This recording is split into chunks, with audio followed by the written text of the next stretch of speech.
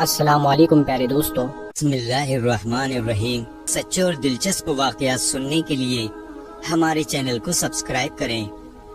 طائف کے سفر سے پہلے نبوت مل جانے کے بعد 9 سال تک نبی کریم صلی اللہ تعالی علیہ وسلم مکہ مکرمہ میں تبلیغ فرماتے رہے اور قوم کی ہدایت اور اصلاح کی کوشش فرماتے رہے، لیکن تھوڑی سی جماعت کے سوا جو مسلمان ہو گئی تھی اور تھوڑے ایسے لوگوں کے علاوہ جو باوجود مسلمان نہ ہونے کے آپ صلی اللہ تعالی علیہ وسلم کی مدد کرتے تھے۔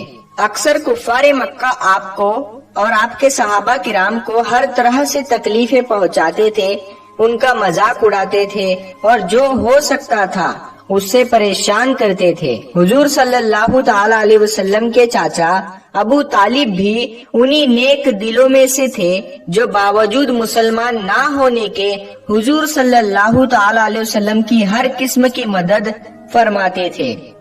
10ویں سال میں جب ابو طالب کا بھی انتقال ہو گیا تو کافروں کو اور بھی ہر طرح کھلے عام اسلام سے روکنے اور مسلمانوں کو تکلیف پہنچانے کا موقع ملا۔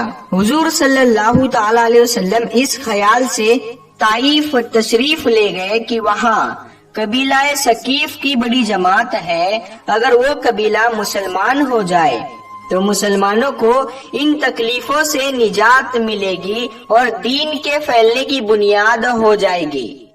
وہاں پہنچ کر قبیلے کے 3 سرداروں سے جو بڑے درجے کے سمجھے جاتے تھے ان سے آپ صلی اللہ تعالی علیہ وسلم نے گفتگو فرمائی اور اللہ کے دین کی طرف ان کو بلایا اور اللہ کے رسول کی یعنی اپنی مدد کی طرف متوجہ کیا، مگر ان لوگوں نے بجائے اس کے کہ دین کی بات کو قبول کرتے یا کم سے کم عرب کی مشہور مہمان نوازی کے لحاظ سے ایک نئے آئے مسلمان مہمان کی خاطرداری کرنے سے صاف جواب دے دیا اور نہایت ہی بے رخی اور بد اخلاقی سے پیش آئے۔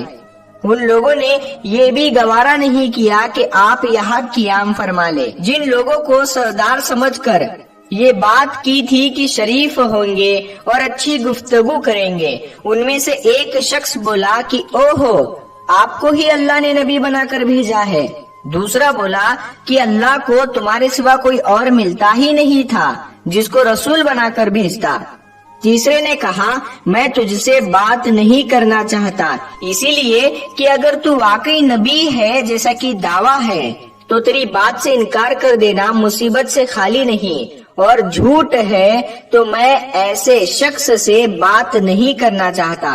اس کے بعد ان لوگوں سے نا امید ہو کر حضور صلی اللہ تعالی علیہ وسلم نے اور لوگوں سے بات کرنے کا ارادہ فرمایا کہ آپ تو ہمت اور استقلال کے پہاڑ تھے، مگر کسی نے بھی قبول نہ کیا، بلکہ بجائے قبول کرنے کے حضور صلی اللہ تعالی علیہ وسلم سے کہا کہ ہمارے شہر سے فوراً نکل جاؤ اور جہاں تمہاری چاہت کی جگہ ہو وہاں چلے جاؤ۔ حضور صلی اللہ تعالی علیہ وسلم جب ان سے بالکل مایوس ہو کر واپس ہونے لگے تو ان لوگوں نے شہر کے لڑکوں کو پیچھے لگا دیا کہ آپ کا مذاق اڑائے، تھالیاں پیٹے، پتھر مارے، حتیٰ کہ آپ کے دونوں جوتوں میں سے خون جاری ہونے سے آپ کے دونوں جوتے رنگین ہو گئے۔ حضور صلی اللہ تعالی علیہ وسلم اسی حالت میں واپس ہوئے۔ پھر حضور صلی اللہ تعالی علیہ وسلم نے یہ دعا مانگی، اے اللہ، تجھ سے شکایت کرتا ہوں میں اپنی کمزوری اور بے کسی کی اور لوگوں میں ذلت اور رسوائی کی۔ اے رحمان، تو ہی کمزوروں کا رب ہے اور تو ہی میرا پروردگار ہے۔ تو مجھے کسی کے حوالے کرتا ہے، کسی اجنبی بیگانے کے جو مجھے دیکھ کر منہ بگاڑتا ہے اور منہ چڑھاتا ہے، یا کسی دشمن کے جس کو تو نے مجھ پر قابو کر دیا۔ اے اللہ، اگر تو مجھ سے ناراض نہیں ہے تو مجھے کسی کی پرواہ نہیں ہے، تیری حفاظت مجھے کافی ہے۔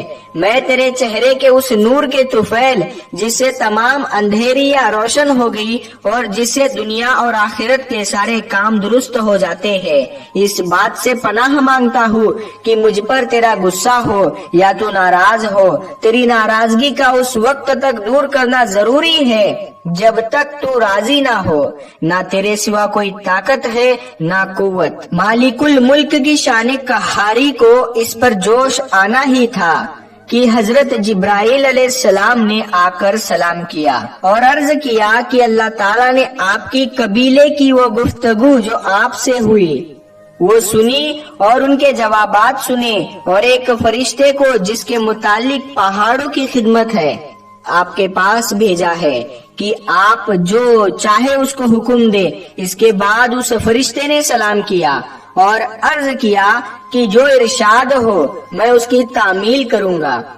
اگر آپ ارشاد دو تو میں دونوں جانب کے پہاڑوں کو ملا دو جس سے یہ سب درمیانی میں کچل جائے، یا اور جو سزا آپ تجویز فرمائے۔ حضور صلی اللہ تعالی علیہ وسلم کی رحیم و کریم ذات نے جواب دیا کہ میں اللہ سے اس کی امید رکھتا ہوں کہ اور یہ مسلمان نہیں ہوئے تو ان کی اولادوں میں سے ایسے لوگ پیدا ہو جو اللہ کی بندگی کرے اور اس کی عبادت کرے۔ میرے دوستو، یہ ہے اخلاق اس ذات کے جس کے ہم لوگ نام لیوا ہے کہ ہم ذرا سی تکلیف سے کسی کو معمولی گالی دے دینے سے بھڑک جاتے ہیں کہ پھر عمر بھر اس کا بدلہ نہیں اترتا، ظلم پر ظلم کرتے رہتے ہیں اور دعویٰ کرتے ہیں کہ ہم محمدی ہیں۔